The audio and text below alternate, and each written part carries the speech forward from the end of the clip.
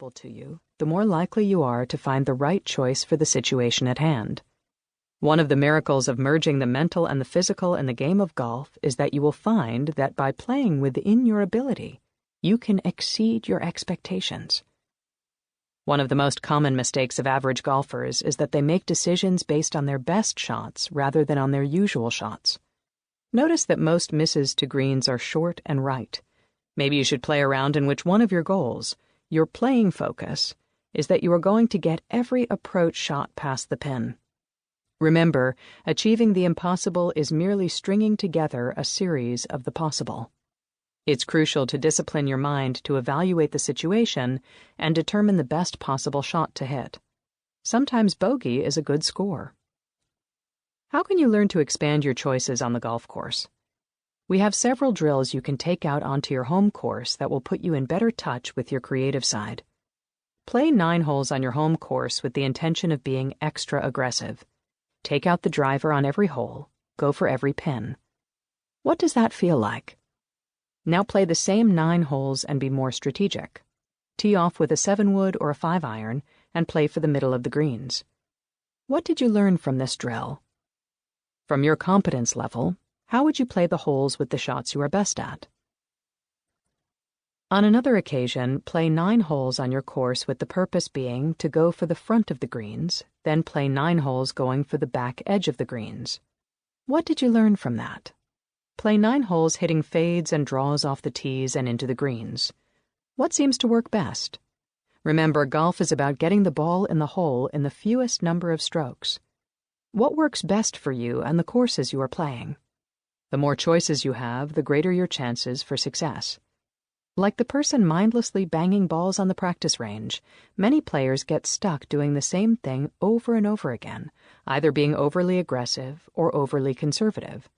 The more you expand your repertoire, the sweeter your performance will be. One of the most disciplined bits of thinking under pressure came from Nick Faldo on the last hole of his singles match against Curtis Strange in the 1995 Ryder Cup. The point at stake in their match was crucial, and they were all square when they drove off the 18th tee. Faldo hit into the gnarly rough. Knowing he needed to make par, Faldo did not panic. He took out a wedge and played a shot to the fairway 93 yards short of the green. He then pitched from 93 yards to 4 feet and made the putt. Strange, meanwhile, hit his second shot into the rough on the hill short of the green, exactly the spot Faldo was avoiding. His difficult chip from the high grass ran 15 feet past the hole, and he missed the par putt. Faldo won the hole and the match, and Europe won the Ryder Cup. It was not only a brilliant piece of thinking under pressure by Faldo, but it also displayed the confidence he had in his ability to pull off the up and down once he laid up to 93 yards. It was the mind and body working perfectly together. Faldo was honest with himself about what shot he was capable of hitting from the rough, and he trusted himself to hit the follow-up shot and make the putt. Most importantly, he expanded his choices so that he had a variety of options open to him. Now think of how the recreational golfer, or even some professionals, would react in that situation. Hitting the ball perfectly and putting it on the green might be possible, but how likely is it? If you can sometimes hit the ball 200 yards on the fly, and that's how far it is to carry a water hazard, why try it? More often than not, you will end up wet.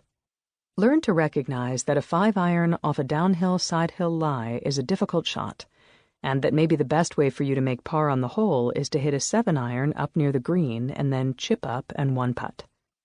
Again, so much of this is learning to pay attention to yourself.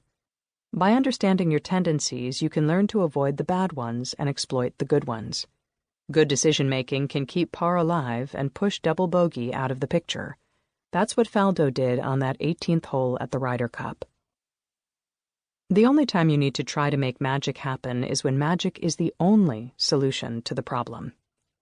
Phil Mickelson was 0 for 40 in major professional championships, employing an attacking style that featured an infatuation with distance. He loved hitting the 320-yard tee ball, and a similar infatuation with some shots he could hit better than anyone else. His flop shot comes to mind. It is certainly not a coincidence that when Mickelson finally won his first major, the 2004 Masters, it came when he employed a strategy in which he abandoned the hard hook with the driver for the controlled fade with a 3-wood off the tee.